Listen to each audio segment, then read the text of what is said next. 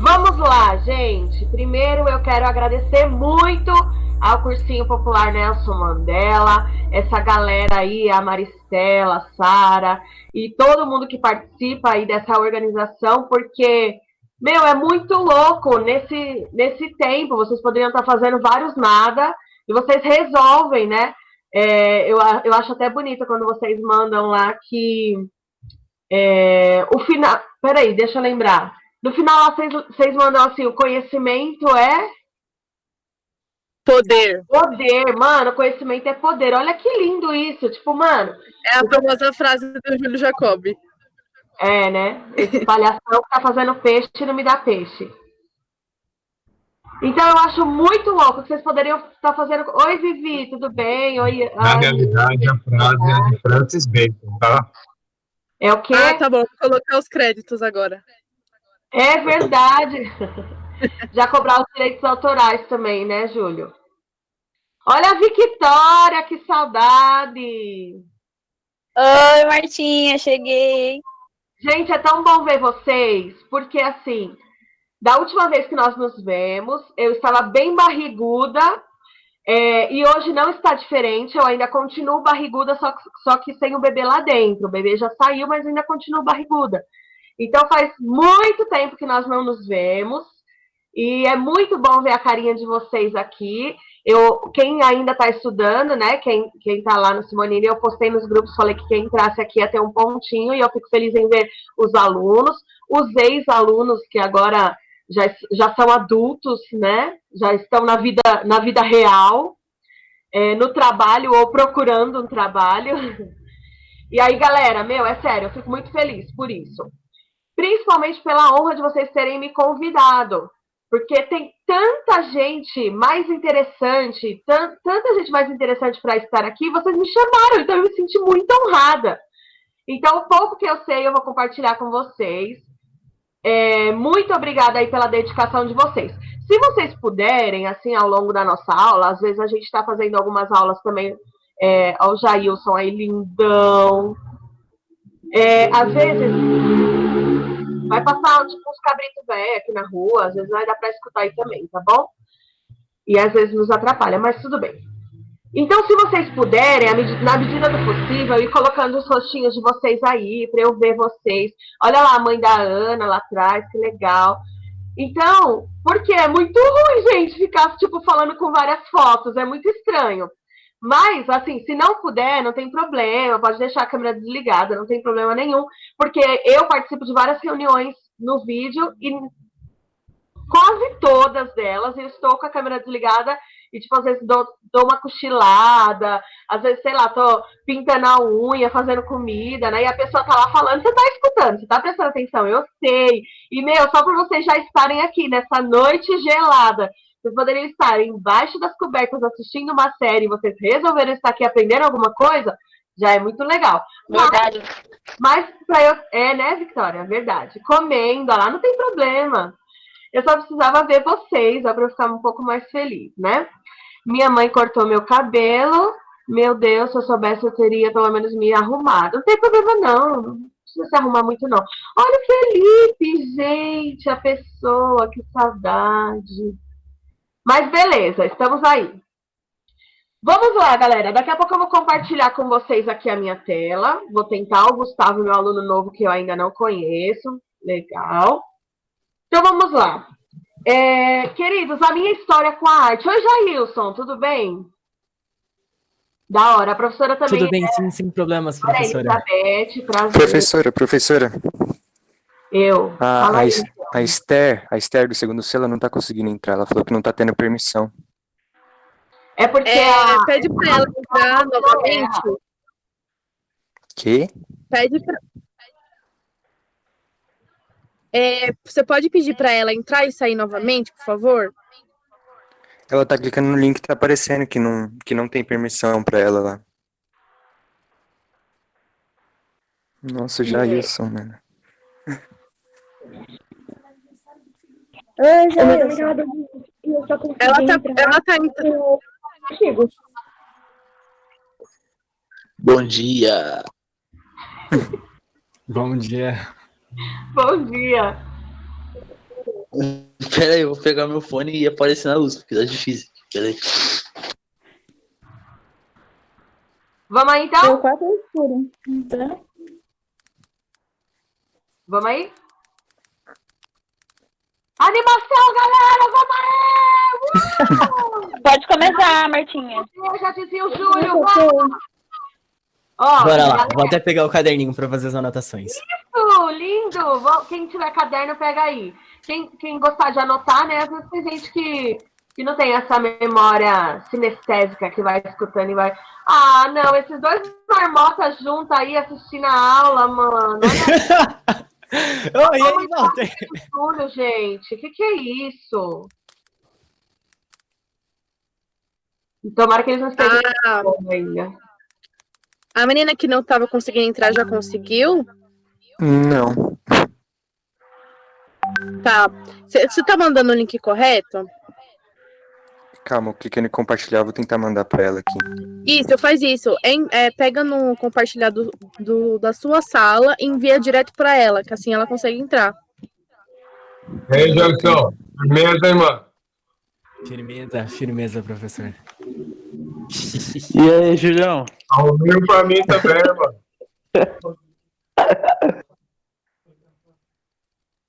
O banho aqui na casa do E aí, Júlio vamos começar? ali no celular. Ô, Marta, a Esther tá mandando no grupo aí do segundo C. O que é, homem? Saudade de você, meu querido. Também. Pô, uma coração, hein? Me convenceu. Enquanto isso, pessoas comem, né?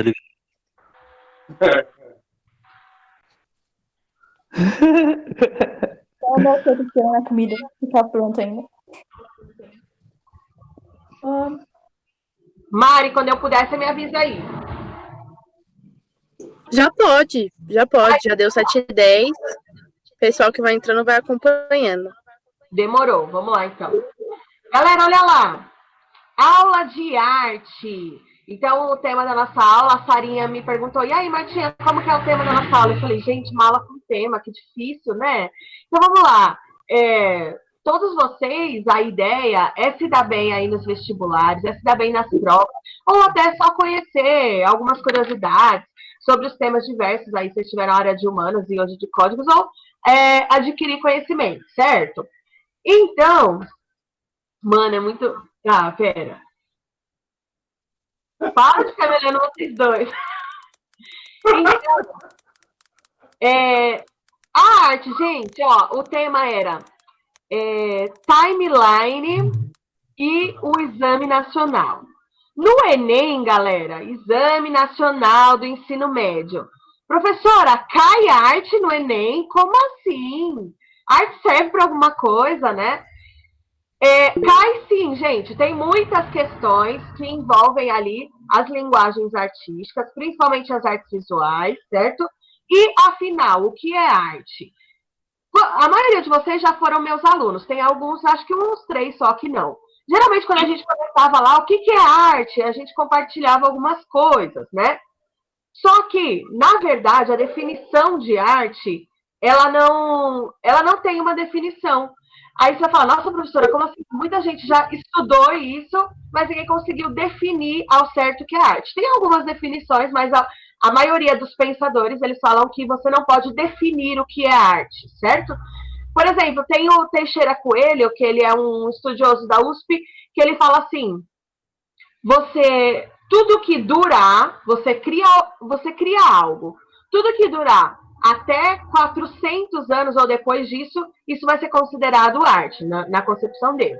Na minha concepção, da professora Marta, o que é arte? É uma maneira... Vai, quem sabe? Quem sabe? Levanta a mão, fala aí. O que é arte? É uma maneira de se expressar. Eu ia falar. Expressar, hein?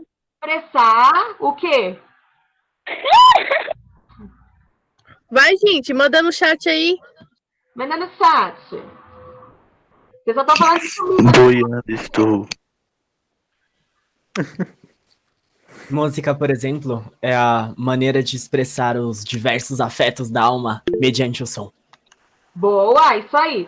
A música, olha lá, um reflexo da alma, a cultura, a Sara disse aqui, de expressar seus sentimentos e opiniões, que isso é se expressar no modo de cantar ou teatro, muito bom. Então, o Jailson falou música, teatro, dança, né? As artes visuais são as linguagens, é a maneira que eu falo. Mas é uma maneira que, na minha concepção, essa é uma teoria da professora Marta, expressar um sentimento ou uma opinião por meio dessas 4 linguagens, certo? Mas não existe uma definição correta de arte. A arte, ela anda juntamente com história, com a cultura de um povo, com a história de um povo, com a sociedade. Então, ela vai fazer um link aí, certo? Gente, quem sou eu? Tem algumas pessoas que não me conhecem. Meu nome é Martinha Figueiredo. Olha que chique, porque eu casei e ganhei um Figueiredo. A minha história com a arte. Eu, muito nova, é rapidão, tá? Uma introdução aqui de 3 minutos para contar quem sou eu. Aos 9 anos de idade, essa professora Marta, eu perdi o meu pai, e aí, por meio dessa parada muito difícil que é você perder alguém, eu acabei desenvolvendo uma busca incessante por algo, certo? Então, com 9 anos de idade, professora, você era uma criança. Sim, eu fiquei com depressão, porque só quem perdeu alguém muito próximo, ou alguém que você gosta muito, você sabe como é ruim. E algumas pessoas, elas desenvolvem aí uma ideia para preencher essa tristeza, para buscar um refúgio em coisas ruins, né? Às vezes vai lá, sei lá, para roubar, sei lá, usar droga, beber. Mas a minha ideia era preencher com alguma coisa. Então, a minha mãe trabalhava em uma ONG, e nessa ONG eu fui fazendo aula de várias coisas. Então, eu venho do extremo leste da Zona Leste, como vocês, moro no Itaim Paulista, certo? E ninguém aqui tem essa muleta, sabe? De falar assim, ai, professora, mas eu sou um jovem que vem da periferia. Não, por quê? Eu tive algumas oportunidades. Minha mãe, então, trabalhava nessa ONG, e nessa ONG eu fui desenvolver algo ali das oficinas. Então, fiz tudo que tinha lá, porque eu queria eu queria sair de casa, eu queria fazer alguma coisa que me tirasse dessa tristeza. Então, fui lá fazer, lá vem o Júlio, fui lá fazer judô, kung fu, balé, aula de axé, gente, dançar, né? Judô eu faço. Teclado, percussão, então uma série de coisa. E dentre essas oficinas eu encontrei o teatro, na qual, com 9 anos de idade, eu me apaixonei. Meu Deus, que legal, eu posso representar alguém, que demais. E aí eu fui me desenvolvendo no teatro. E também, aí depois eu conheci um grupo de teatro, na qual eu fiquei ali dos 10 anos de idade até uns 22 anos de idade. Então, foram 12 anos nesse grupo de teatro. Um grupo de teatro que ele funcionava ali no Jardim Cenícia, bem próximo ali do Nazaré.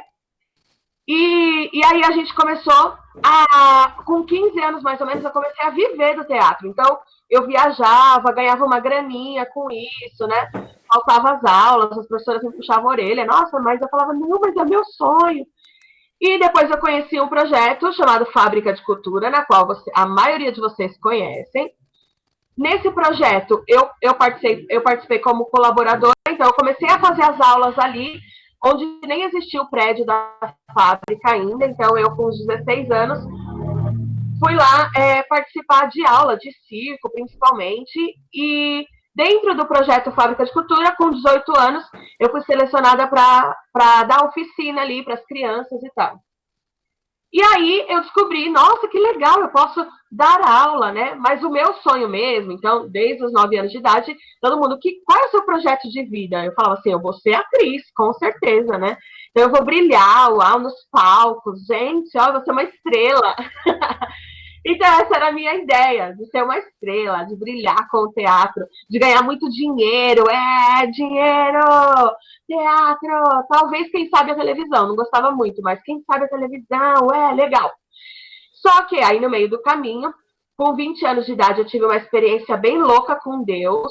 E aí, Deus começou a me mostrar algumas paradas de falar assim, mano, eu poderia usar esse meu talento. Eu já tinha descoberto aí essa ideia de dar aula ali na Fábrica de Cultura. Falei assim, poxa, legal, então eu quero me tornar uma professora, eu quero dar mais de mim para outra pessoa. Não que se eu fosse uma atriz e brilhasse na Globo, em Hollywood, eu não daria nada para as pessoas. É claro que eu daria, mas para mim seria mais legal ainda retribuir tudo que eu aprendia e como eu admirava muito as pessoas que me davam aula. Para, Gustavo, vira atriz, o quê? Então, palhaçada.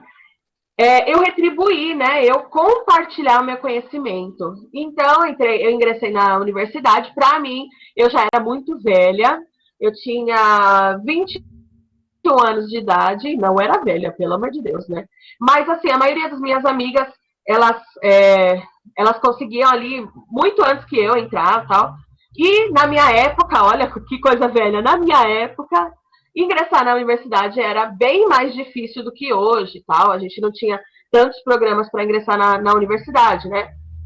Então, eu tentei ali e conciliava entre o trabalho e a universidade e fui fazer artes cênicas.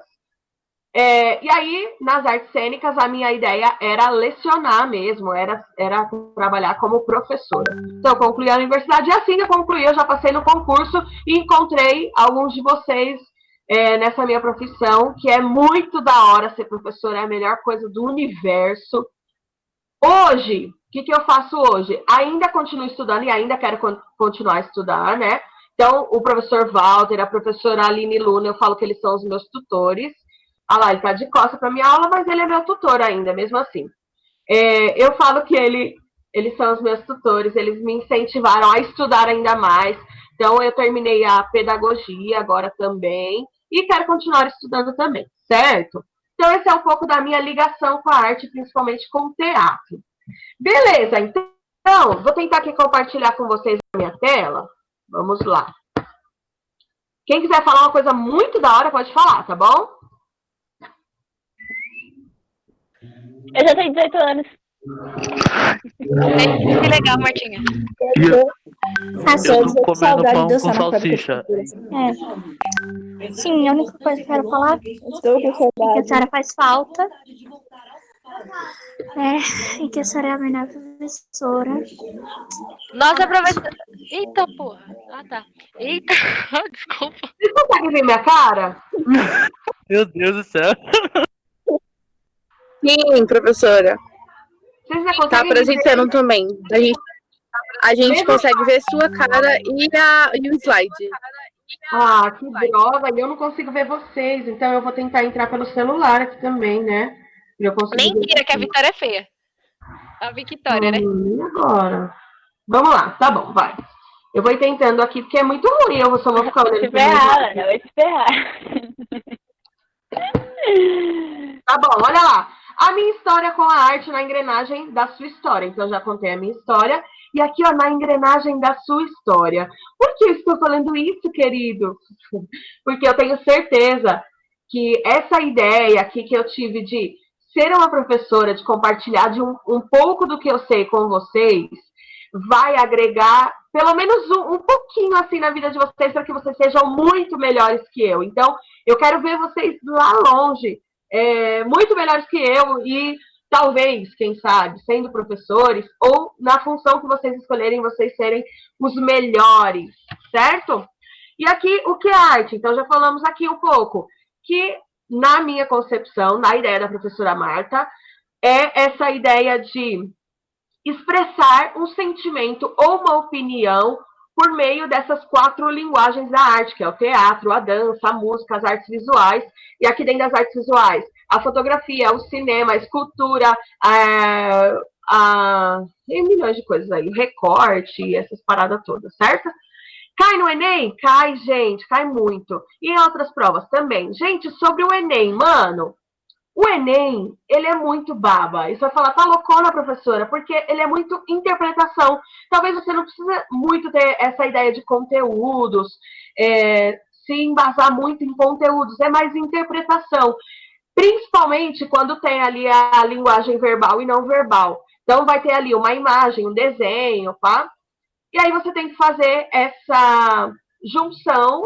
Então, o que é essa foto, ou o que é essa imagem, essa propaganda, ou esse gráfico, tem a ver com esse texto, a linguagem verbal, que é o texto, e a não verbal, que é a imagem. O que elas têm de relacionado? Aí já vai conseguir a resposta ali.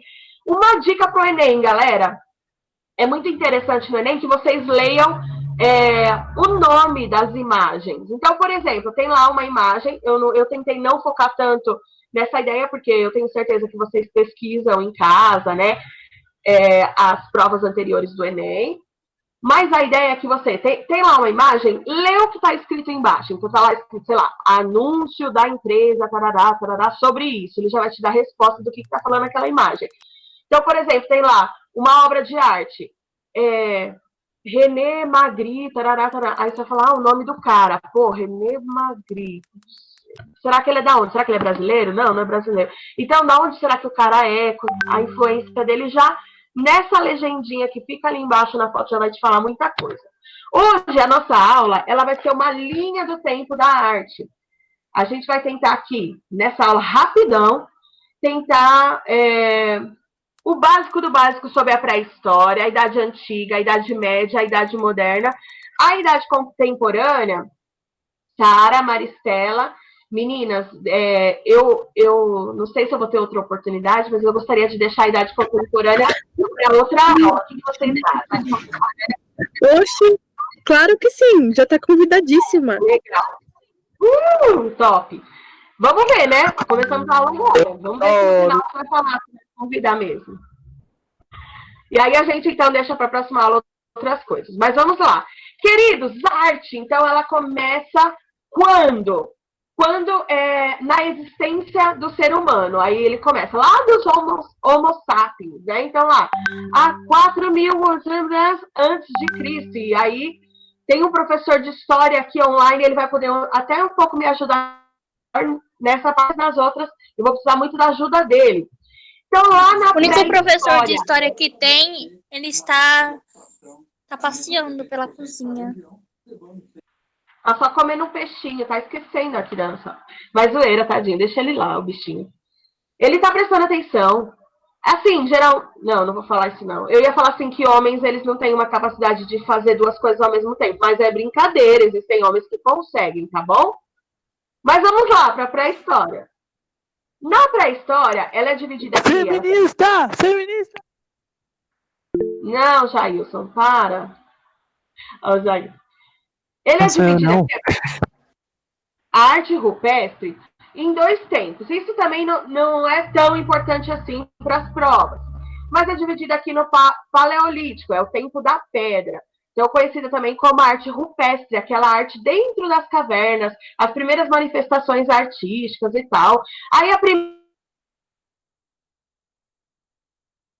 imagem que você vai olhar, com certeza, é essa mulher cacetona aí, com a barrigona, é só falar do nada. Professora, eu não estou prestando atenção em nada do que a senhora está falando, eu só estou impressionado com essas tetas gigantes. Então, quem é essa teta gigante? É a Vênus de Willendorf, é a escultura mais famosa da história da arte. Então, essa escultura, ela não tem uma data, ninguém conseguiu descobrir ainda quando ela surgiu, mas ela é a primeira manifestação escultórica. O que será que ela representa? Tá? Aí o nome é a deusa Vênus, certo? Então, essa estética, se talvez hoje alguém fosse desenhar a deusa Vênus, talvez não teria essa visão, mas ela representava aqui a ideia de fertilidade, por isso aqui essa ideia de um ventre bem grande para gerar esse quadril aqui para ter neném, né? E essas tetonas aí para amamentar. Então ela representava a ideia de fertilidade, certo? Até porque aqui na pré-história a galera vivia pouquíssimo tempo, no máximo 28, 25 anos, era a média de vida deles, então precisava procriar muito, gerar muito e tudo mais.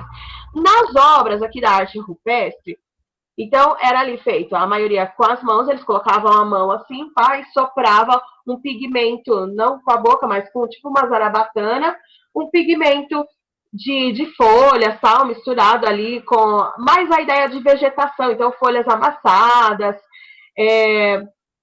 e alguns outros produtos ali que eles encontravam na terra mesmo, então feito com terra, com folhagem e o que eles tinham.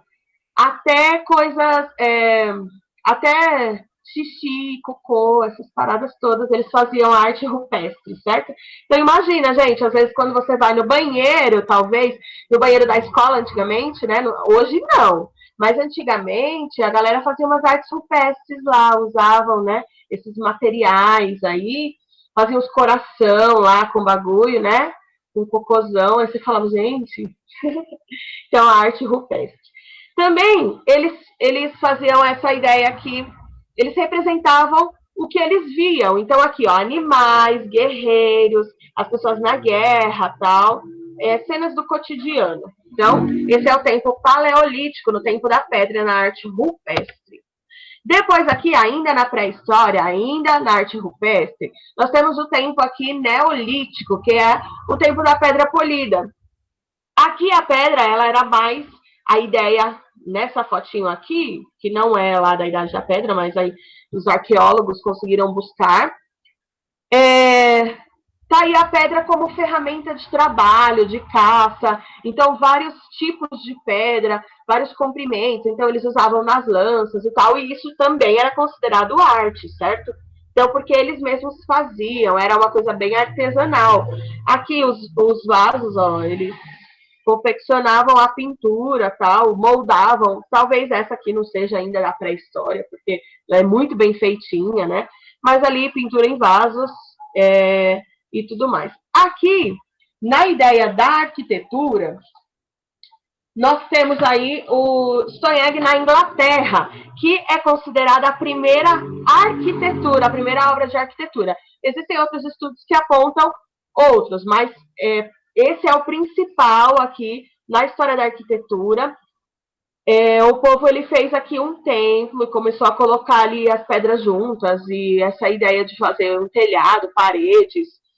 Então, a primeira ideia aí na arquitetura, certo?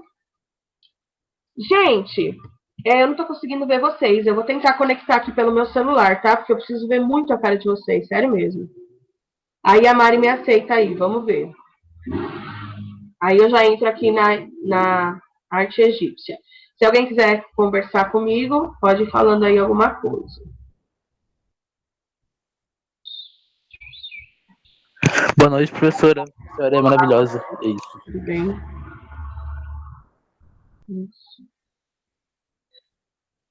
Eu ia falar, professora, sobre o negócio que você estava falando antes. Tem muitos filmes que falam sobre isso, né?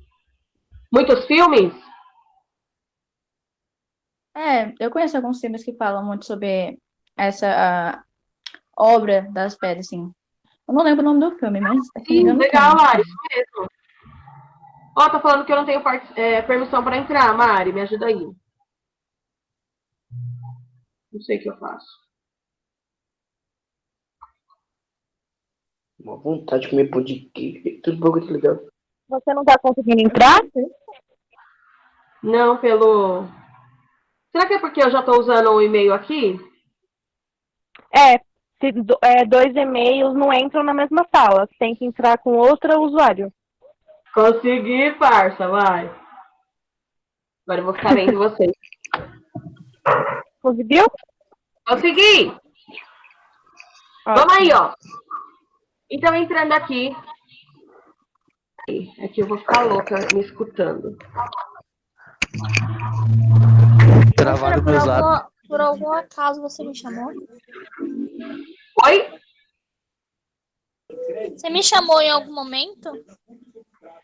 Quem? Quem tá falando comigo? A Vivi? Não, de boa, Vivi. Vamos lá, então, gente. Aqui, ó. Começa aqui, então. Oi, Martinha. Oi. É irmã da Nicole. Sua linda. Oi, Nicole. Cadê? Eu não tô vendo. Professora, você tá me ouvindo? Tá nem me vendo. Não, eu não tô te vendo, mas eu tô te escutando, caramba. Sua linda, tô vendo sua aula também. Oh, saudade, meu amor. Eu também. Princesona. Olha lá, gente, vamos voltar. Professora. Fala aí. Você tá me ouvindo, né? Ah, então tá bom. Então vamos lá. Meu Idade Deus. Antiga. Começa aqui, ó. Então, acabou a pré-história. E por que ela é dividida em pré-história? E aqui, tipo, peraí, então antes não tinha história, né? Agora começa a Idade Antiga. Porque aqui surge a literatura, a escrita. Então, quando surge a escrita, aí sim é considerado que existe história. Não que antes não haveria história. Lógico que não tinha história antes. Mas aqui, por isso que antes é considerado como pré-história. Mas eu acho meio estranho esse nome, pré-história, né? Como se não tivesse história antes. Mas aqui chega na Idade Antiga. Então, nós vemos aqui a ideia de arte egípcia, que acontece no Egito. Oh, legal, professora. A ideia de arte egípcia, galera, ela vai ter um cunho aí religioso, com um culto aos mortos, a ideia de imortalidade. Então, por exemplo, a arte, ela era principalmente para fazer aí, então, as pirâmides do Egito, que ela é muito conhecida aí, certo? Uma das 7 maravilhas do mundo. Então, as pirâmides do Egito, elas foram ali construídas na mão. Então, os caras tinham umas engenhosidades lá da época, tal, mas a maioria dela era feita ali, levantada, toda a mão de obra mesmo, tal. Então, aqui, ó, essa pirâmide do Egito, que eu quero muito conhecer um dia, e vocês também, ó, vamos lá um dia para o Egito. Essas 3 pirâmides são as mais famosas. A ideia aqui de pirâmide. Então, a base, ela contava aqui a história da Terra, né, que a pessoa ela viveu, mas essa ideia apontando para o céu. Para quem não sabe, as pirâmides elas eram sepulcros. O Felipe está por aí? Eu acho que foi o Felipe uma vez que deu uma aula de arte egípcia muito boa. Tá aí? Por aí o Felipe? Tá bom. Fala aí, Felipe. Eu não lembro, mas eu acho que sim.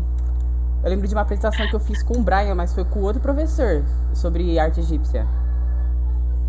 Ah, é? Ah, porque eu já tinha saído, gato. Isso. Mas tá bom. Você lembra de alguma coisa? Quer falar aí alguma coisa, Felipe, sobre arte egípcia? Da arte egípcia? Eu sei que a gente falava muito sobre a ideia do desenho deles, que tipo, era o corpo pra frente, mas a cabeça sempre de lado, por exemplo. Que a ideia deles... Que depois vem os gregos e aprimoram, que é tipo, sempre tentar retratar pessoas, tipo... Os faraós pra eles sempre eles faziam os faraós de um modo que ele parecia sempre um deus pra eles. Boa, garoto! Olha lá, o Felipe falou de uma coisa muito interessante. Na obra egípcia tinha essa ideia de lei da frontalidade. Então, por exemplo, se a gente... Peraí, voltar. O que eu fiz aqui? Oh, meu Deus. Vou tentar voltar aqui e tentar aproximar um pouco. Na ideia aqui das obras deles, ó. Então, por exemplo, quem era o maior nos desenhos era sempre o faraó, essa ideia de... E os menores, nessa obra aqui não dá para ver tanto, mas os menores era uma posição na hierarquia, tá? Melhor, né? Essa posição na hierarquia, quem era maior tinha mais autoridade, mais poder. Quem era menor tinha menos poder. E os inimigos, então, eles eram minúsculos ali, quando eles retratavam as imagens de guerra.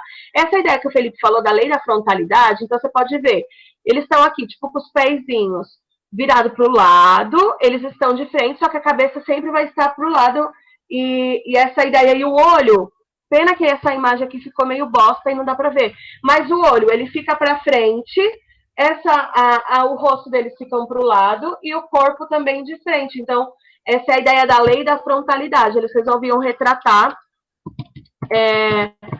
as imagens assim. Será que é porque eles não sabiam desenhar? Não tinha nada a ver com isso. É porque eles falavam que era mais fácil fazer isso, certo? Peraí, Martinha, ele fica com o corpo para frente e a cabeça para o lado? Isso, se chama lei da frontalidade. Então, ó, o corpo, a maioria deles está para frente, só o pé está para o lado, meu Deus, fica lá. Só o pé está para o lado e a cabeça. Então, essa ideia aí da lei da frontalidade. Mas, passando um tempo, foi retratado aqui, ó, e não, aqui a prova de que os egípcios sabiam desenhar muito, e eles eram muito fera na arte, tem essa escultura aqui de Nefertiti. Essa mulher poderosa, gente, maravilhosa essa escultura, que ela era uma das das esposas ali do faraó, e ela foi retratada por um artista. Dizem até que ela é considerada a Mona Lisa do Egito. Ela é perfeita, maravilhosa essa escultura. E aí, então aqui, ela não foi retratada nessa ideia de lei da frontalidade. Fizeram ela mesma no 360, você podia passar ali e ver bonitinho ela. E parece que ela tá faltando um olho aí. Não foi proposital, dizem que nos estudos ficaram procurando muitos anos o olho dela, mas é porque ele resolveu retratar assim mesmo. Depois acharam que nem tinha cola ali na parte do olho, resolveram retratar ela assim mesmo. Nas esculturas, ó, também, além da Nefertiti, que era maravilhosa, tinha que essas esculturas que tá bom para arte egípcia ali, pro começo deles estava bom, mas também, ó, sem movimento, pá, bem paradona, né? Então, as pinturas era retratar o essencial. Então, na pintura aqui, não na escultura, mas na pintura, eles retratavam só o essencial, tipo, o cabelo, o rosto, já era, tipo, parecia a professora desenhando e tá bom, né? Na arquitetura, a ideia era a durabilidade. Então, a gente falou das pirâmides aqui, era do faraó principal, ela ficava no meio, porque ela é a maior apontando para o céu, e aqui dos lados era dos filhos dos faraós, né? E aqui, por grau de importância, talvez era alguém bem importante aqui para eles também, mas não era tão, não, essas pequenininhas, né? Aqui tá a esfinge, também maravilhosa, que um dia eu quero muito conhecê-la pessoalmente, que é um corpo de leão e cabeça de homem, que mostra aí a força e o conhecimento que a pessoa pode ter, e essa aí é a arte egípcia. Quem quiser contribuir um pouco mais pode falar, até que a gente vá para a arte grega. Alguém? Arte egípcia? Não? Ok. Arte grega, galera. Então, aqui, ó. A Grécia, que é o meu país de sonho de conhecer, tá aqui, ó. A arte grega. Na Grécia, tá aí, ó. A história desse povo. A arte, ela contava a história desse povo, a filosofia desse povo. A história dos deuses também, da mitologia ali grega. E eles são um povo muito prodígio. Então, lá na Grécia é que é a ideia de muitas invenções. Então, aqui surge a roda, surge o teatro, surge a filosofia, a política, né? As artes até, tipo, a arte grega, ela até hoje, ela é um alicerce aí para a história da arte como um todo, para o teatro, para a dança, para a música, e para as artes visuais principalmente, né? Então, alguém sabe aí como o teatro surge? Até um parênteses aqui, não ia falar sobre isso, mas aqui na Grécia é que surge o teatro. Alguém quer contribuir?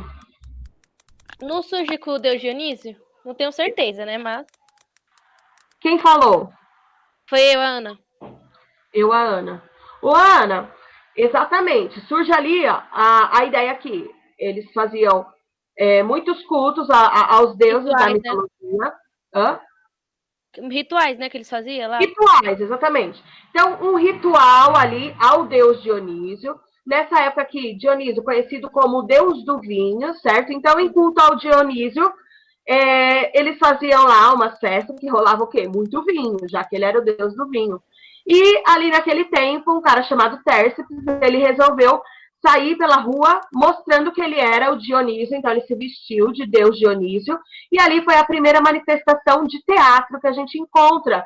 E aí a galera faziam muito essas festas, hoje até essas festas ainda existem, né, esses rituais da Dionísio, principalmente entre a galera do teatro ainda existe, que mostra a ideia do vinho, da fertilidade, e ali surge numa manifestação ao deus Dionísio, certo? Então, a pintura, ela tem uma inspiração no Egito, por exemplo, vocês estão vendo aqui, nesse vaso, os vasos gregos, eles são uma história à parte, que tem muitos tipos de vasos, cada um servia para carregar uma coisa. Eles sempre serão assim, tipo, tem essa cor escura se ele for negro no fundo, e aqui ele for...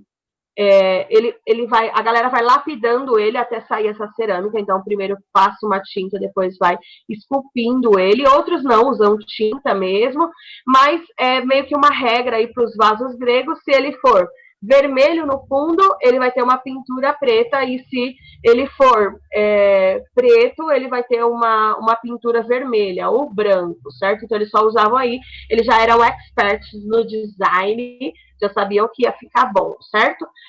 A arte grega, ela é dividida em 3 partes, mas isso pouco importa, não precisa se... Ai, meu Deus, eu preciso anotar isso, eu preciso saber muito disso, mas só em aqui, cargo de curiosidade mesmo. O período arcaico, o clássico e o helenístico. Por exemplo, no período arcaico, eu até peguei aqui 3 esculturas para a gente analisar esses períodos.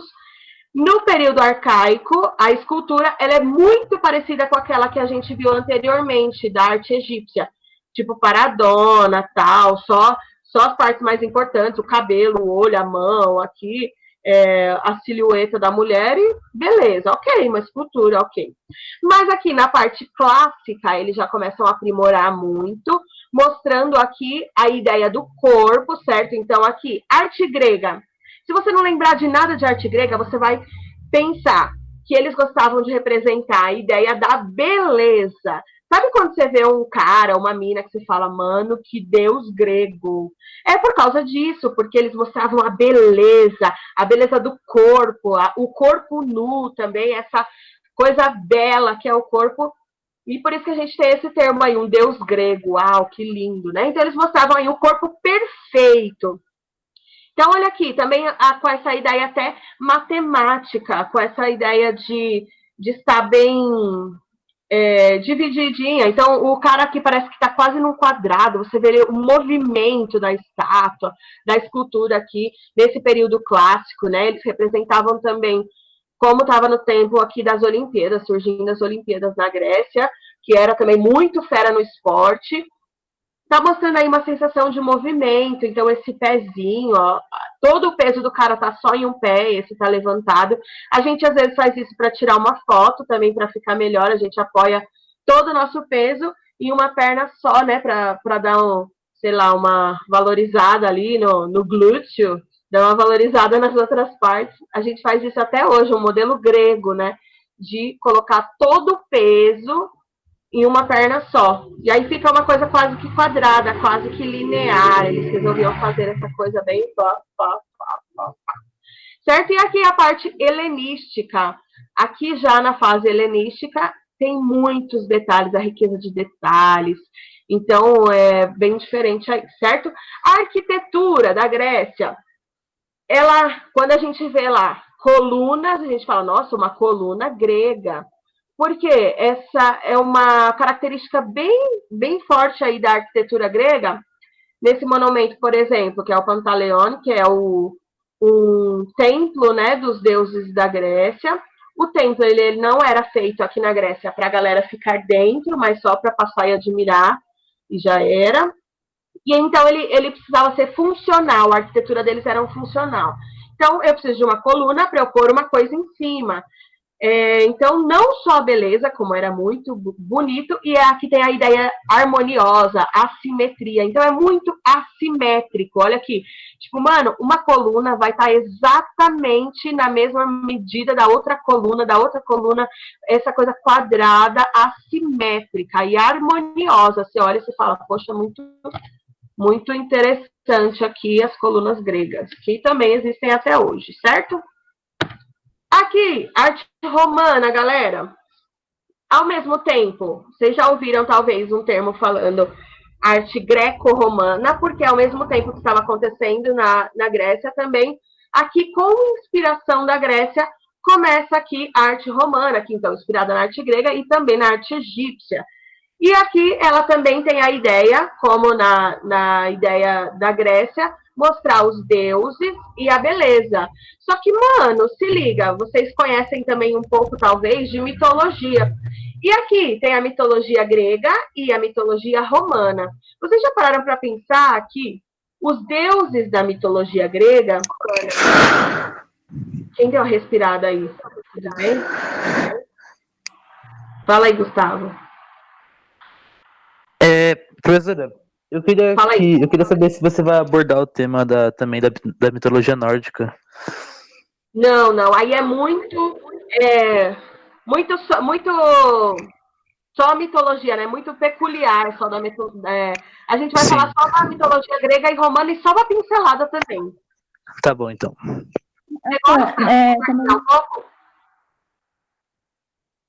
Professora, também dizem que, tipo, tem histórias que tem na mitologia grega que também tem na romana, só que só muda o nome. Exatamente, Lari. O que os romanos fizeram aqui? Eles pegaram a ideia da mitologia grega, então tá lá, o deus do mar, por exemplo. Professora, aqui na mitologia... Isso acontece com o Mercúrio, que na romana é Mercúrio, mas eles pegaram da grega, que era o Hermes. Exatamente. Então, por exemplo, na grega tinha os deuses. Na mitologia romana, eles trocam o nome, como a Lari disse, e eles colocam geralmente nomes de planetas, né? Então, lá o deus Mercúrio, Vênus, deus Plutão, e pá, né? Então, E eles alguns nomes de meses também. Oi? E alguns nomes de meses também. Nomes de meses, deus Juno e tudo mais, né? Tem até aquela ideia de calendário greco-romano. Boa, Jailson. Obrigada aí pela contribuição. Exatamente. Então, eles mudam aqui. Tem gente que fala que os romanos eles eram os copiões da arte. Mas, por outro lado, foi bom eles terem copiados. Por quê? Vamos lá para as esculturas. Então, por exemplo, a representação do belo e tal, eles continuam fazendo essa representação aqui, igualzinho acontecia na Grécia. Só que muitas esculturas da Grécia, elas foram perdidas aí ao longo do tempo e graças aos romanos fazer muitas esculturas, a arte grega conseguiu aí ser embasada, a gente tem até hoje, por exemplo, a Vênus de Milo, que é aquela que não tem um braço e tal. Até nos dias de hoje a gente ainda tem. É uma escultura grega, só que foram os romanos que fizeram, certo? Então foi até bom eles terem aí, pegar essa ideia de Grécia, certo? Na pintura aqui, eles tinham essa ideia de ilusão de ótica, ó, que eles estão retratando a arquitetura romana, que é essa coisa quadrada, e também a ilusão de ótica, parece um pouquinho, quase que um 3D, parece que essa porta está saindo, essa está mais para trás. Então, eles começaram com essa ideia. E também Oi? A ideia de mosaico também, na arte romana, né? E aí você fala assim, mano, quando você olha esse mosaico, você fala, mano, a mãe do zóio desse bicho. Os romanos acreditavam que o olho ele tinha muito poder de passar ali o que a pessoa estava sentindo e tudo mais. Então, eles priorizavam bastante, principalmente nos mosaicos, a ideia do olhar da pessoa, do olho, certo? Na escultura, eles retratavam aqui também muitos rostos e era riqueza de detalhes. Diferente aqui, eles copiaram da Grécia, mas eles também criaram muitas coisas. Por exemplo, aqui na arte romana, eles começaram a retratar pessoas mais idosas, que na Grécia isso nunca seria permitido por conta daquele padrão de beleza. Pô, um velho não é belo na ideia, né, na concepção da arte grega, mas aqui na arte romana eles começaram a retratar as pessoas mesmos. Então, os imperadores eram retratados aí através das esculturas, com a riqueza de detalhes, até os pés de galinha aqui, lindão, certo? Na arquitetura, alguém conhece aí esse monumento famosíssimo lá em Roma? Eu esqueci. Quem não É o conhece, Golias. O Golias. Hã? Não, Famoso Coliseu. Mas é um Coliseu já. Golias. Você vai ganhar um ponto aqui. O Coliseu, gente. O Coliseu, ele foi uma obra aqui diferente da arquitetura grega, que tinha ali muitas pilastras e era mais funcional, era só para a pessoa entrar e sair. Aqui na arquitetura, não. Na arquitetura romana já era diferente, era para as pessoas permanecerem dentro. Então, eles tinham essa ideia de arquitetura de fazer templos ou lugares para muita gente ficar. O Coliseu, ele era aí um teatro, certo? Que tinha ali disputa de cavaleiros, que tinha ali muitas coisas para entretenimento, aquele famoso pão e circo. Vocês já estudaram, talvez, lá a história. Então, a ideia de entretenimento. E essa arquitetura, diferente das colunas, que era aquela coisa assimétrica, alongada, aqui na arquitetura romana, vai ter a ideia de arcos. Então, aqui, ó, cada janelinha tem o seu arco, pai, que possibilitava eles fazerem, de empilhar, como que fala aqui, gente, para levantar, sobrado, assim, tipo, vocês entenderam, essas paradas aí, para ir colocando um em cima do outro. Que a coluna grega não possibilitava isso, a construção em cima, certo? E também a ideia de abóbodas, ó, tá vendo aqui na setinha? A ideia de construções que tivessem um telhado circular, isso a gente chama de abóboda na arquitetura. Uma cúpula, uma coisa circular, certo? Ok. Alguma dúvida? Alguma deles. Oi? Essas abóbadas vêm da influência da proximidade com os povos turcos. Tá falhando aí, Julião, tenta aí. Eu disse que esse modelo de arquitetura das abóbadas vem da influência dos povos do Oriente, né? Quando Roma começou a chegar lá no Oriente, começou a trazer esse tipo de coisa para cá, para montar na Europa. Os turcos ali, será? Isso. Não turcos, porque eles não existiam, né? Mas os otomanos. Aí sim, hein, parça? Fica aí, vai me ajudando aí no bagulho. Tamo junto. Isso aí. Beleza, mais alguma contribuição aí? Vamos entrar aqui na arte bizantina ou a arte paleocristã, que elas são coisas diferentes, mas elas abordam praticamente a mesma coisa. Por exemplo, aqui, depois da morte de Cristo, os cristãos que eles começaram a ser perseguidos, então eles ficaram ali dentro de catacumbas, ó, que difícil essa palavra. Eles ficavam ali em túneis submersos e tal, e eles começaram a fazer essa arte representando até passagens da Bíblia, os santos do catolicismo. Então aqui surge a arte bizantina. Então ele vai demonstrar aqui a ideia de riqueza. A ideia de riqueza. Então, geralmente na arte bizantina tem essa ideia também de mosaico, e aí eles resolviam, por exemplo, para mostrar esse poder, eles retratavam aqui o imperador, ó, nessa obra, tá? O imperador, a mulher dele, do lado da Virgem Maria aqui, e aí, tipo, o cara falava assim, ó, eu tô no mesmo nível, tá ligado? Eu tô aqui, né? Então ele queria mostrar o poder que ele tinha, as riquezas e tudo mais. Então era a ligação direta com a religião católica, e a demonstração clara da autoridade do imperador ao considerá-lo consagrado, essa ideia aqui que eu falei. A frontalidade também é a representação das figuras na posição frontal e rígida. Se liga aqui nessa, uma das Madonas, né? A Maria e Jesus, eles foram representados muitas vezes aí, em diversos movimentos artísticos. Aqui na arte bizantina, tem essa ideia quase que da lei da frontalidade, né? Quase, mas nem tanto. Então, ela tá aqui olhando para um Jesus muito estranho, gente. Olha a carinha desse cara, gente. Aqui, ó. Deixa eu tentar aproximar. Um Jesus muito estranho. Então, essa era a arte bizantina. Olha o pé desse cara, meu. Muito estranho, gente, ó. Mas, beleza. Então, retratava aqui, na maioria das vezes, os santos católicos e esse poder do imperador, certo? Tô apanhando aqui, gente, eu não... Aí. Beleza, galera? Aí nós chegamos na Idade Média, ou Idade Medieval. Aqui, aí até o Júlio vai poder me ajudar e falar um pouco do contexto histórico. Quer me ajudar aí, amigo? O que está acontecendo na Idade Média aqui? Tá bom, vamos lá. A Idade Média, professora, foi uma das idades onde a ciência mais avançou. Porque no começo da Idade Média ainda, o mundo estava numa grande influência da Igreja Católica. Boa! Dá para continuar falando, mas eu acho que demora um pouco.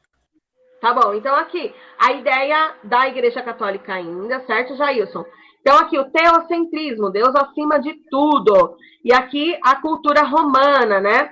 Eles mostravam através da arte aqui, como o Jailson bem colocou, eles viviam em um tempo também de guerra, A arte românica, ele vem colocar na arquitetura esse estilo bem pesado, né?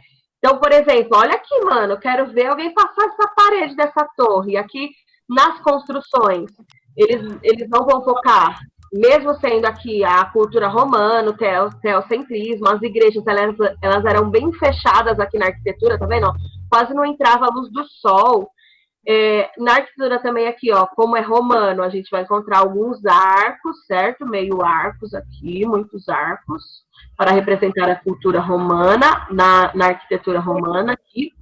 Então, nessa ideia aqui, no avanço da tecnologia, muitas invenções, como o Jailson colocou, e muitas guerras. Então, eles precisavam se proteger de alguma forma na arquitetura, então esse estilo bem pesadão. Mas também, essa arte ela era bem didática, então ela colocava ali alguns retratos da Bíblia, tal como a gente viu anteriormente, Jesus, Maria, os santos católicos, tal, eram bastante retratados nessa época.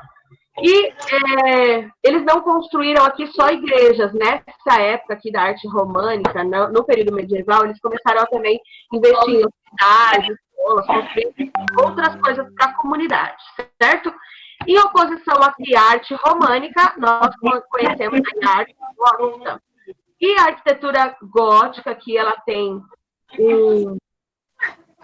uma coisa muito particular, né, que é muito bonito, a arquitetura gótica. Quando a gente vai ver aqui, a burguesia está financiando, claro, aqui ainda continua o teocentrismo, esse poder do clero está ali bombando, e a burguesia está financiando. Então, burguesia e clero estão andando ali lado a lado, e as igrejas eram imensas.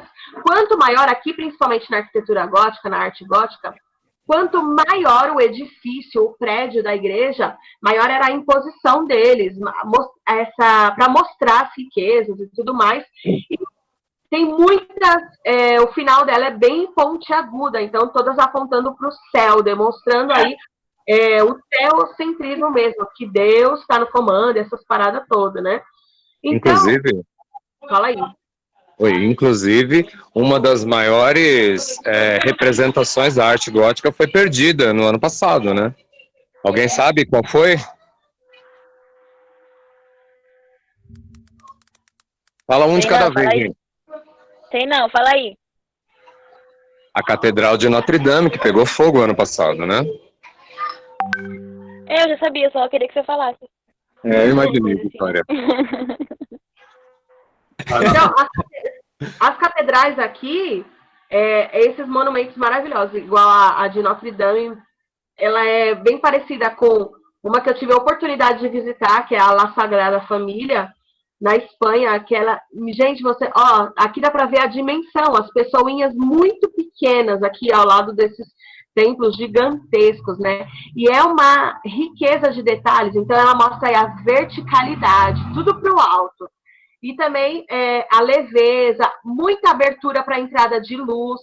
Então, ela é uma arquitetura muito... Você olha, você sente essa leveza, uma coisa muito clean, muito admirável. Você para e fica olhando assim os detalhes. E aqui, ó, do ladinho, tem uma catedral que talvez vocês conheçam. Alguém conhece essa catedral aqui? Sé, Torre da Sé. Isso. Sim, já dei muito rolê. Muito trabalho de campo aí já, hein? Aí, ó. A Catedral da Sé... Já fui lá, hein? Adorei lá. Quase fui roubado, mas tudo bem. Tipo isso. Ela não é um modelo muito... Eu ia falar, tipo... Oi, fala aí, alguém. Quem ia falar? Desculpa, eu tô pra professora. Eu ia falar que, tipo, quando eu fui na Igreja Praça da Sé, eu olhei, assim, essa representação, tipo, essa arte nas janelas dessa igreja que eu entrei, tipo, é bem assim... É um lugar, tipo, incrível, muito grande. É um lugar muito incrível, assim, de visitar. Fiquei muito chocada. Eu não sei se é essa arte, mas parecido. É muito bonita mesmo, Lari. Mas aqui, a Catedral da Sé, eu só coloquei aqui para fazer um comparativo, mas ela não faz parte do modelo gótico. Ela já é neogótico, que ela vem bem depois aqui da Idade Medieval. Ela vem bem depois, certo? Então...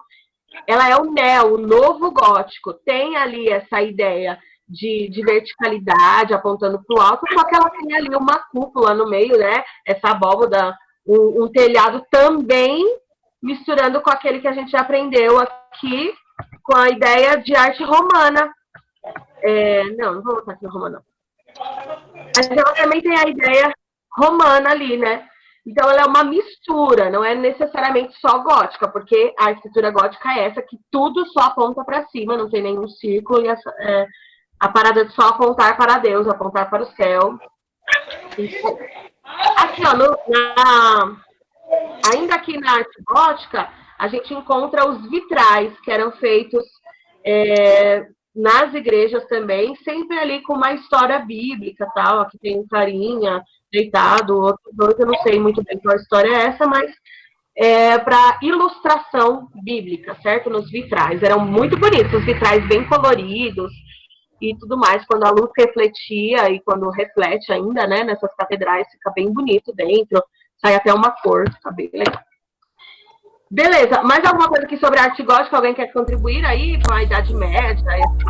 Professor, nas artes góticas, tipo, no teto das arquiteturas, por exemplo, uma coisa que a gente vê comumente, mas a gente não sabe, é que, tipo, aquelas gárgulas, aquelas esculturas de pessoas, é uma representação da arte gótica também. Legal! Dentro da igreja, você fala? Não, fora. Tipo, aqueles prédios altos, e, tipo, lá em cima dele tem, tipo, umas gárgulas e tal. Boa, isso aí, exatamente. Não necessariamente só em igrejas. A gente encontra a arquitetura gótica hoje em outros lugares, não sendo na igreja. Mas eu não sei se... Pode considerar um cemitério, necrotério, alguma coisa assim? Sim, se ele for inspirado ali, geralmente aqui onde porque... a galera...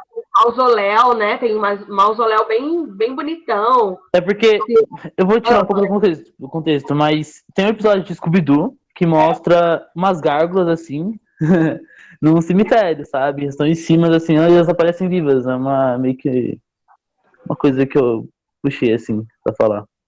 Scooby-Doo é vida, mano, é isso aí. Arte gótica no Scooby-Doo, isso aí. Se ele fosse em pontiagudo, tudo apontando pra cima, com entrada de luz, é exatamente uma arquitetura gótica. Martinha, Oi, fala aí, amigão. Só para fazer um adendo aí, em cima do que o Jailson falou, que é muito importante, para a gente traçar um link com a história, a Idade Média, ela começa a partir da queda do Império Romano, né? Da tomada de Constantinopla. E todas essas mudanças que você está retratando acontecem porque o poder da Igreja Católica é majorado, né? Ela fica muito mais poderosa, e aí ela passa a se impor. Por isso que a gente tem uma influência tão grande da religião nesse período aí. Certo? Certo, amigo. Muito obrigada aí pela contribuição, porque, como a gente falou no começo, a arte e história, elas andam totalmente juntas, certo? Então, não tem uma coisa, não existe arte sem história, porque os artistas, eles eram diretamente influenciados por isso. Pô, se aqui o cara tá sendo financiado, então, pela burguesia, ele tá tendo muita grana aqui para fazer esse investimento, então ele vai construir uma coisa maravilhosa, né? Os melhores materiais ele vai ter, então é diretamente influenciado aí pela história. Julião, me ajuda aí, pode entrar a hora que você quiser aí, certo? E aqui chegamos na Idade Moderna. Na Idade Moderna, nós encontramos aí o Renascimento, certo? Então aqui a ideia, na Idade Média, se estava a Igreja Católica tomando conta de tudo, mandando em tudo, e Deus acima de tudo, então aqui no Renascimento existe aí essa contraproposta do antropocentrismo, é o homem no centro de tudo. Então, por exemplo, ainda aqui no Renascimento, existem algumas representações, porque eram as mesmas pessoas que estavam participando desses movimentos, eles participaram da Idade Média e, do nada, eles resolveram também criar uma contraproposta. Então, vai ser mais racional, vai ser... vamos retratar aqui o Renascimento, é um movimento lindíssimo, certo? Que tem inspiração nas artes greco-romanas. Eles resolvem resgatar os clássicos. Por exemplo, vamos lá, Gente, essa obra aqui, um clássico, quem sabe o nome dela? A Última Ceia. Nossa, muito bem! Quem é o pintor? Não sei! Ó, o pintor da Última Ceia é o mesmo pintor dessa mulher aqui. É o menino lá da Vinci. É o Leonardo da Vinci. Ah, é o Léo. Olha Qual a lá. pergunta, professor? Oi? Qual que foi a pergunta? A pergunta era quem era o pintor aqui, ó, que era o Leonardo da Vinci. Gente, Leonardo da Vinci, o cara, gente, é sério. Ele até hoje, eu acho que não existiu uma pessoa aos pés de Leonardo da Vinci, é sério. O Einstein fica no chinelo do Leonardo da Vinci, eu tenho certeza. Tem gente que vai falar que é mentira, mas eu tenho certeza. Tem gente. O Leonardo da Vinci era incrível. O cara era inventor, pintor e um monte de outra coisa. O cara era cientista, matemático, pintor, engenheiro, escultor, arquiteto, músico, poeta, pintor de vez em quando, escultor, né? Então o cara não fazia quase nada da vida. Ele estudava anatomia humana, tipo, um pouco quase da área da saúde. O cara... Quem é Leonardo da Vinci? O cara é um monstro. O cara é um monstro. A gente tem os helicópteros, os aviões e os primeiros protótipos, aquelas coisas que a gente coloca no papel, os cálculos. Então, foi o Léo. Exatamente. Quem é Benjamin Franklin perto dele, cara? Aleluia, arrepiei. Gente, Leonardo da Vinci, ele era demais, demais. Tem até umas curiosidades aí que dizem que ele dormia 90 minutos.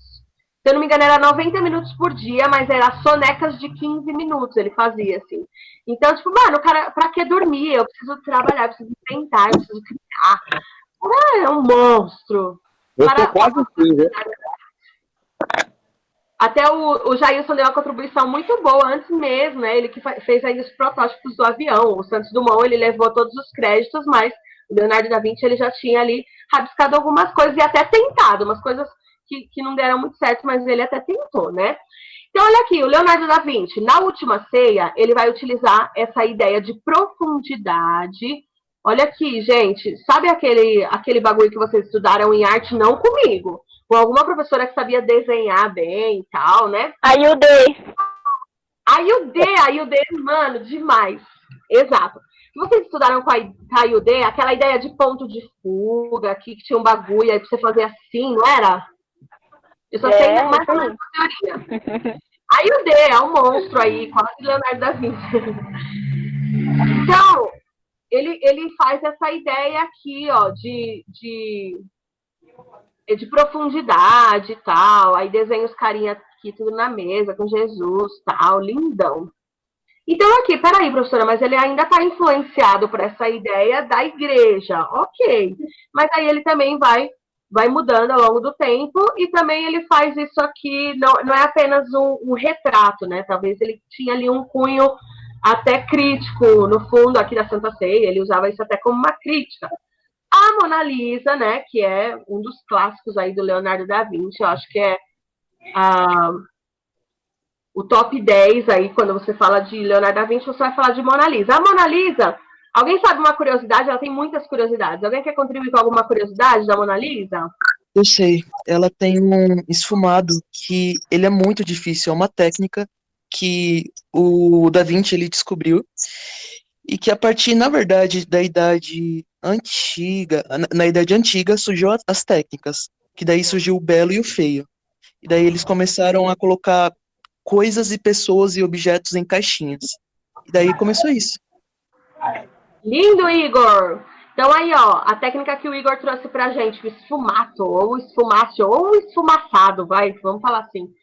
Meu, que é muito difícil de fazer, né, Igor? Eu não manjo muito, mas essa parte aqui do queijo, é muito legal. Dos lábios, do lado do nariz, no olhinho da bicha, coisa mais fofa do universo. Oi? Quem tá falando? Do olhinho da bicha. Do olhinho da bicha. É o esfumato, o esfumaçado, vamos falar assim logo. Tô tentando dar um zoom aqui, não tô conseguindo. Ai, meu Deus, tô mudando tudo.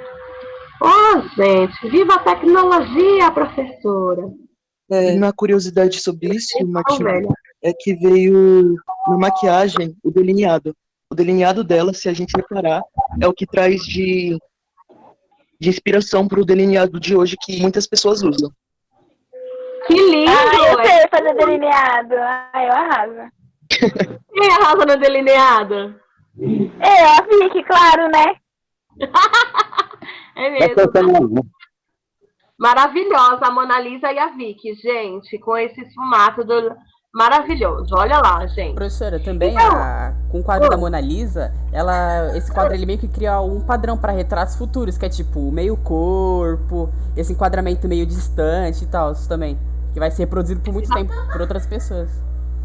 Exatamente, até no cinema, né, Felipe? Quando a gente vai estudar fotografia, cinema, que a gente vai estudar aqueles ângulos, a gente tem aí essa ideia de meio corpo, tá? Nos zooms, né? Quando a gente vai estudar mais aprimorada essa ideia nas artes visuais, no cinema e fotografia. Então, tinha um close aqui, eu esqueci o nome desse close, alguém lembra? O nome desse close que é só meio corpo. Muito bom. Mais alguma contribuição sobre essa Mona Lisa? Professora, também, se eu não me engano, ele trata também da relação entre o homem e a natureza no quadro da Mona Lisa. Eu não tenho certeza, mas... Olha lá, no fundão, natureza, o homem na frente, topzera. Quem mais? Vocês são demais. Gente, a Mona Lisa também dizem aí que ela é um autorretrato do Da Vinci, né? Que ele se vestiu de mulher aí e resolveu se retratar. Outras pessoas dizem que é um retrato de uma mulher lá que ele admirava, uma secretária dele, sei lá, uma mulher lá, uma pequena Leonardo da Vinci, sei lá. Mas... Oi? É isso aí, é verdade. Mas, existem várias paradas aí. Daqui a pouco a gente vai ver a Mona Lisa de novo, mas Pelo visto, o Da Vinci, ele era muito. Ele gostava muito de paisagismo, né? Deixa eu ver, quem Porque falou? Dele é o Gustavo. Gustavo. Pode ser, Gustavo. O Leonardo da Vinci, ele admirava mais do que tudo o homem, a figura humana. Então, ele vai retratar nas suas obras, principalmente o homem, certo? Ele faz uns estudos. Eu estava aqui, ó, olhando.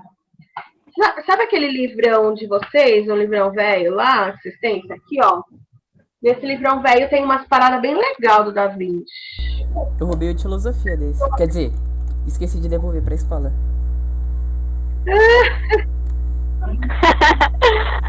Eu aí, meu Deus. Eu acho que eu não vou passar, mas tinha umas paradas bem da hora aí dele. Quem tiver e quiser procurar, que ele começa a fazer algumas ideias de anatômicas mesmo. Então ele faz um bebê em modo fetal, todas as veias, é lindíssimo, certo? Então aqui, gente, renascimento. Vamos lá, é o homem no centro de tudo. Chega da igreja, vamos mostrar o homem, a beleza do homem. Por isso que eles vão se inspirar lá na ideia de arte grega, na ideia da arte romana também, certo? Então a descoberta da perspectiva, da profundidade, como eu falei aqui nesse quadro da Santa Ceia, certo? Na pintura, quem vai se destacar? O Sandro Botticelli. O Botticelli, ele vai fazer essa obra aqui. Alguém sabe o nome dela? Qual é a obra? A Vênus? Nascimento da Vênus? Isso. Foi que o Júlio que falou? Foi. Ah, tá. Então aqui, o nascimento da Vênus ou o despertar da Vênus. Então, aqui mostra a deusa Vênus, lembrando que a inspiração lá na arte greco-romana.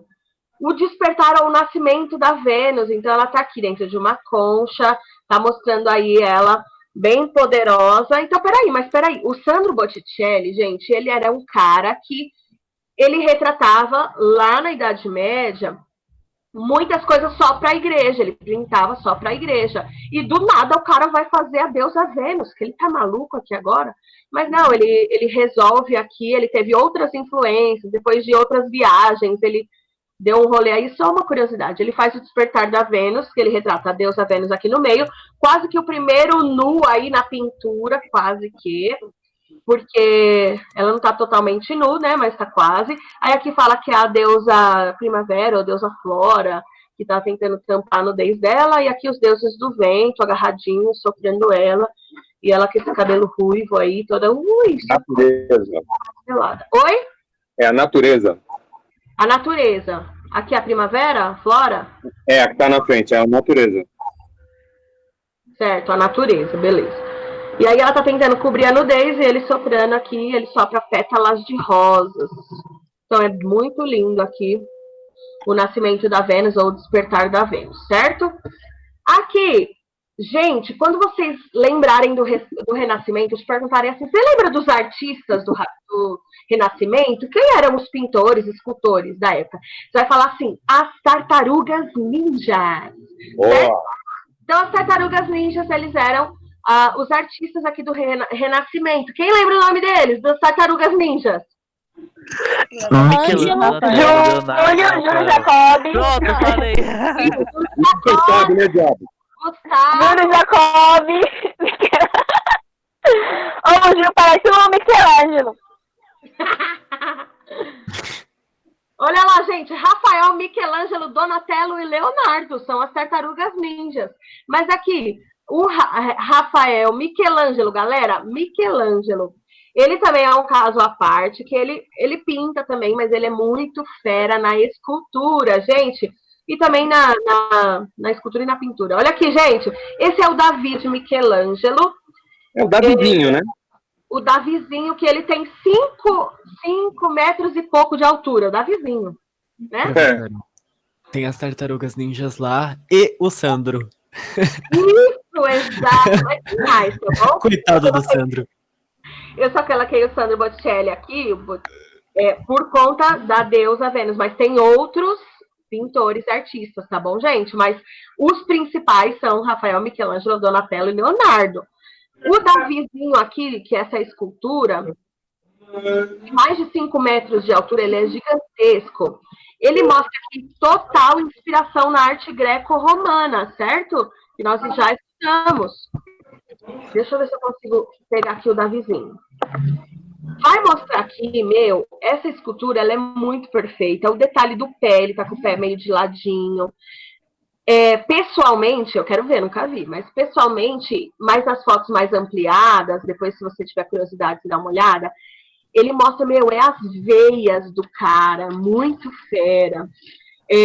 Dá pra ver aqui a tensão, ele tá segurando a pedra lá, né, que vai matar o gigante. Essa tensão na mão que ele vai segurar a pedra, é uma coisa mais linda do universo. Como que o cara conseguiu esculpir isso, certo? Então aqui tá o Davi de Michelangelo, lindaço. E aqui também, alguém conhece essa obra? Eu conheço, mas eu esqueci. Criação de Adão. Eu dei uma aula pra você isso daí, hein? Criação de Adão. Criação de Adão, muito bem. E quem pintou foi o Michelangelo. Michelangelo, muito bem. Aonde está essa obra, gente? Onde tá? Nós fizemos um passeio virtual na sala de aula. Eu não sei onde foi essa aula, não. Aí o que tá com o quê? Da Capela Sistina? Bingo! Felipe. Boa, na Capela Sistina, tá aí. Ai, o Felipe é tão inteligente. Maravilhoso. Então, olha aí, gente, como a criação do homem, né? O corpo humano tá em evidência. Tudo bem que aí você vai falar assim, professora, mas por que fizeram isso aqui, ó, com o pobre do Adão? Olha isso, gente. Olha, coitado do Davi, gente. Por que fizeram isso com ele? Olha. Vocês estão vendo? Sim ou não? Isso aqui, ó, que eu tô colocando a seta, vocês não estão vendo? Não tem, Marta. Fala, o que é? Por que o peru do homem é tão pequeno? Por que ele resolveu fazer isso? Acontece, né? Acontece, né? Talvez não estava duro, né? Quando ele esculpiu. Não. Puberdade. Voltando aqui pra aula, galera. algumas pessoas dizem que os órgãos genitais masculinos, eles são retratados assim, que era para não tirar a perfeição do corpo, porque senão a pessoa ia ficar muito impressionada com o órgão e não ia conseguir mais prestar atenção no corpo, certo? Então, algumas pessoas dizem isso, mas não tem nenhuma base concreta do porquê que era... não sei, né? Porque os caras... Não sei. Na realidade... Então, renascimento. Entendemos aqui que é a ideia do homem, do corpo humano e tudo mais, certo? O homem no centro de tudo, beleza? Vamos passar aqui para o barroco. Alguém quer falar sobre o barroco? Gente, eu tô falando aqui já faz 1h30, né? Senta a cabeça, Marcos. Papo inteiro, tá maravilhoso. Eu tô pensando na minha filha já, a bichinha. Boa, depois você faz outra, pô. Nessa quarentena aí, né? Uma boa ideia. Nossa. Gente, olha aí o barroco. O barroco continua na ideia aqui de uma arte com domínio e com propriedades da religião aqui da Igreja Católica, certo? Ela é uma proposta à reforma, uma contraproposta, na verdade, né? À reforma protestante. Então, uma resposta à reforma protestante. O que está acontecendo aqui? Martinho Lutero, vocês já estudaram isso com o professor Júlio, que eu tenho certeza que eu lembro quando ele passou, da reforma protestante. Ele não ensinou, não. Oi? Ele não ensinou.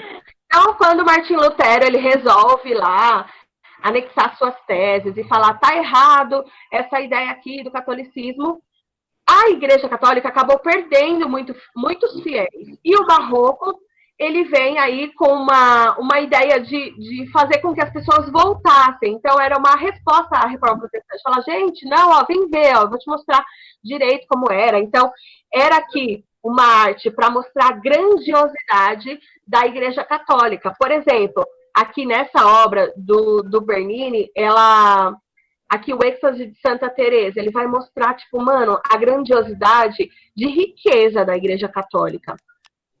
Porque essas esculturas eram de mármore, essas paradas aqui de ouro, então vai mostrar esse poder. E também vai tentar ensinar a galera, olha, gente, o que aconteceu com a Santa Teresa, vem ver, né, aqui o Caravaggio, que é um dos nomes aqui do barroco.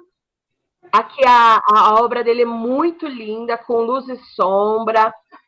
Vai tentar mostrar essa ideia aqui, ó. Então, a ceia de Emaús. Então, vai ser muito didático as obras no barroco, para tentar fazer com que a galera voltasse aí. Então, uma arte rebuscada, exagerada, valorização dos detalhes. Olha, essa obra aqui é muito detalhe. Mudei aqui de novo, caramba. Mudei de novo, caramba. Tá bom. Aí, voltamos pro barroco. Então, mostrar essa ideia, uma arte muito rebuscada, muito exagerada. Olha ali os carinhas, o Caravaggio representa os caras fazendo uau, né? Ali a Santa Teresa morrendo, uau, né? E aqui no Brasil, o nome do barroco, alguém sabe? Nome do barroco no Brasil. Quem é o cara do barroco no Brasil? O escultor. Antônio Francisco Lisboa, alguém sabe? Vai, gente, eu já dei Antônio Francisco Lisboa. Estão tudo pesquisando na internet agora. Olha lá. Gente, ó, o Aleijadinho.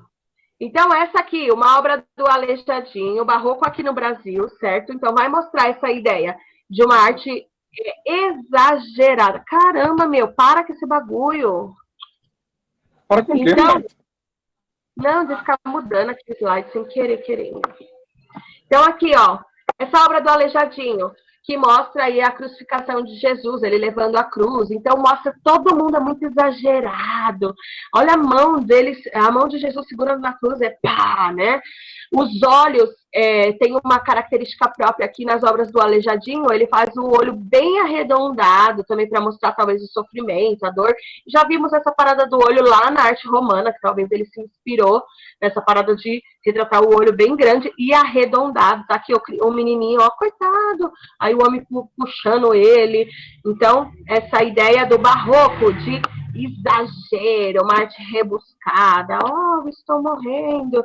Aqui o anjo, vou enfiar acessem você, sei lá, esqueci o nome disso, a flecha. E aqui, nossa, a perfeição dessa obra de Caravaggio, muito linda. Uma ceia aqui com a mesa, com luz e sombra, olha que bonito.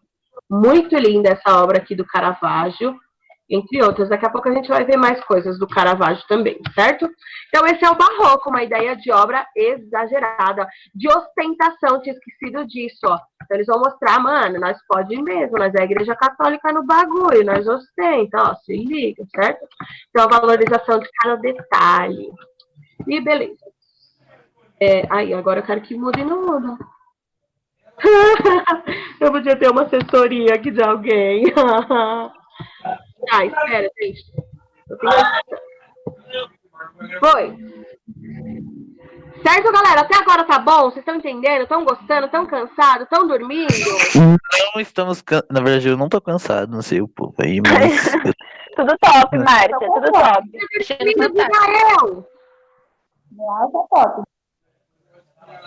Quem tá dormindo, diga eu. Ninguém, né? Tá bom, então vamos continuar aqui mais um pouco, ó. Neoclassicismo, ainda aqui na Idade Moderna. Neoclassicismo, ele é inspirado aqui nos ideais iluministas. E aqui ele é uma oposição ao barroco. Ah, peraí, eu acho que eu pulei. Não. Ele é uma oposição ao barroco. Gente, o neoclassicismo aqui, ele vai falar assim, chega dessa palhaçada de exagero. Aqui ninguém tá na nossa medicina, não. Oi? Então ele vai na oposição do barroco, sem exageros, uma coisa clean. Calma, vamos fazer uma coisa mais harmoniosa. Olha aqui na pintura, gente. Aqui do Jacques Deleuze, do David Jacques Louis. Essa obra aqui vai mostrar, gente, a pureza da mulher, a beleza estética aqui, certo? A harmonia na pintura, essa ideia de branco aqui, sempre muito clean. Então, esse é o neoclassicismo. É um novo clássico. Novo classicismo vem da ideia de clássico.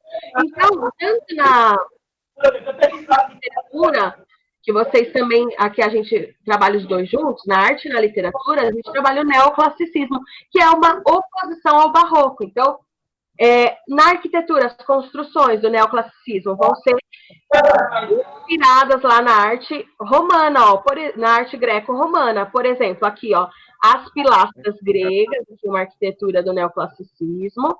E aqui, ó, a ideia de arco ou de cúpula trabalhado lá na arte romana também. Então, o greco e o romano juntos aqui, nessa coisa linear, harmônica, pureza e tal. Então, aqui na escultura também o uso da proporção, da beleza, da clareza. Então, as esculturas com materiais mais refinados, que a gente vai ver aqui daqui a pouco, os materiais refinados, então essa é a ideia, certo? Neoclassicismo, oposição ao barroco. Então, enquanto no barroco estava aquela coisa cheia de, meu Deus, e aqui uma coisa muito clean, muito limpa, muito harmônica, certo? Ó, vamos fazer assim, eu vou acabar aqui no rococó e depois vocês vão ter que me chamar de novo, me aguentar para falar de romantismo, realismo, vanguardas europeias, modernismo e tudo mais, tá bom? Maravilha, né? Maravilha. Sem problemas. Já que você insiste, a gente chama. E ó, eu vou falar. Tudo bem, professor. E eu desde já convido você para você vir aqui em casa e a gente fazer essa aula juntos, cara. História e arte. É muito legal. Nossa. E quando você vai chamar pro churrasco? O que tá acontecendo aí? Ele não responde. O quê? O Júlio, se ele vai chamar pro churrasco, o que ele tá fazendo aí? Tô fazendo churrasco não, tô fazendo peixe, cara. Sei. Peixe na brasa. Uhum. Um comentário muito importante. Eu lembro que eu vi um Eu diria que isso é chique, cara. É verdade, chique pra caramba. Peraí, fala aí, Jailson. Os movimentos é muito chique. Um movimento que surge após o outro, geralmente é uma oposição. Que nem o romantismo, depois surge o realismo, e o realismo é uma oposição ao romantismo. Da mesma maneira, a gente tem o barroco, depois o neoclassicismo, que vem para se opor. Exatamente. Eu costumo dizer que é como se fosse uma onda. Então, por exemplo, aqui está surgindo, nesse movimento, está surgindo aqui o barroco, nós estamos construindo esses ideais, só que essa onda ela já veio de outra de outras inspirações. Então, ele teve outras inspirações e surgiu o barroco. Quando ele está aqui no ápice, ele está já caindo o neoclassicismo. Viu o que ele fez e aí levantou uma nova onda do neoclassicismo, com inspiração no barroco, seja em oposição ou seja em inspiração, e vai criar a sua próxima. E aí, daqui a pouco, ele entra em decadência, e aí outro movimento surge, e assim vai como uma onda no mar, né? Então, vai nessa ideia aqui. Gente, eu vou acabar aqui no rococó, com esse nome engraçado.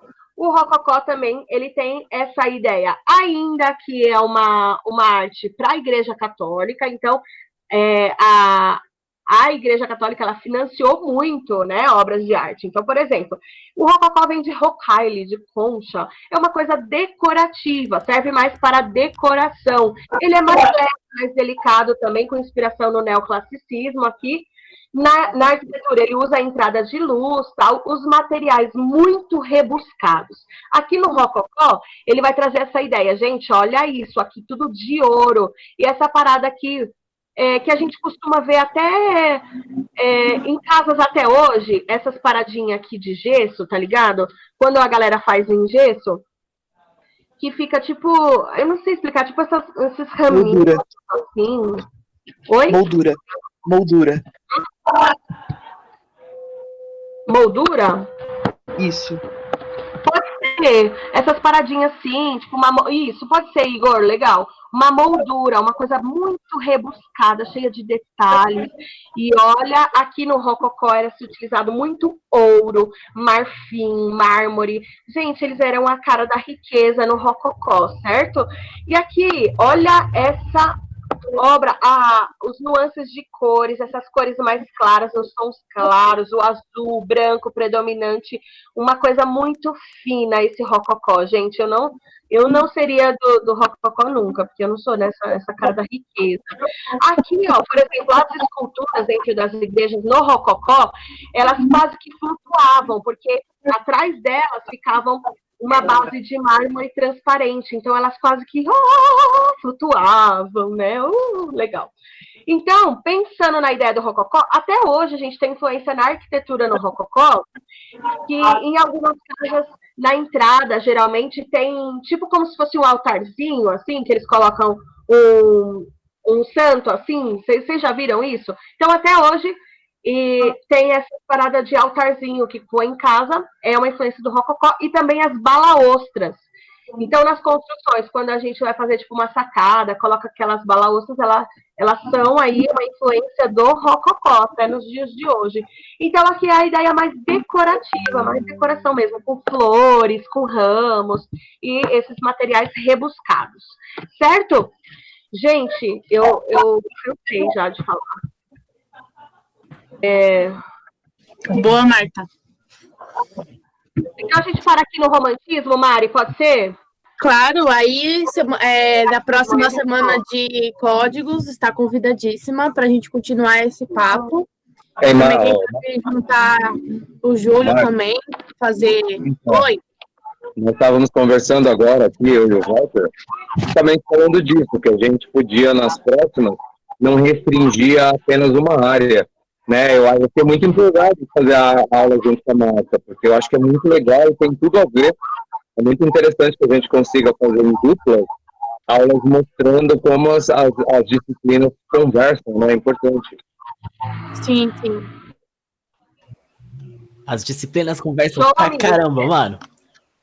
Muito, o tempo todo, já o tempo todo, cara. Sim, é até importante para estudar para as provas, ter essa conexão de todas as matérias juntas. Já chegou o outro. Chegou? Aê, Martinha! Ô, louco! Tá comendo aí? Já viu esse trabalho. Eu amo! Ele veio andando, eu falei, vixe, lá vem. Saudade! Brincadeira, Walter, brincadeira. Sim, Martinha, aula show aí, viu? Valeu, amigo. Seu dente tá branco, você andou escovando os dentes na quarentena? Tá top, né? Tudo que falta agora é aqueles trabalhos pra juntar um assunto pra 12 matérias. É só o que falta mesmo. Isso pra aí. ser Simonini. Boa ideia, Felipe. Não, é uma piada. O negócio é a gente fazer uma redação por semana. Vicky, que sem graça. Boa, gente, é isso. Legal, a aula foi da hora. A gente vê mais... A Martinha foi legal, papo. Ana Vitória, minha gêmea. Anotei tudo aqui, anotei. Eu tava anotando. Papo 10 anos. Boa noite aí, filha. Boninha! Ô, Mari. Oi. A próxima aula quem é? A próxima quinta, né? Não, eu não sei se é quinta ou se é sexta, não sei o dia da semana. Calminha. Eu sei que é Joel, Lindmira e Diego. Opa! Que time, hein, gente? Top! Coisa boa. Já vamos colocar a camiseta da Marvel. Coisa boa, né, Felipe?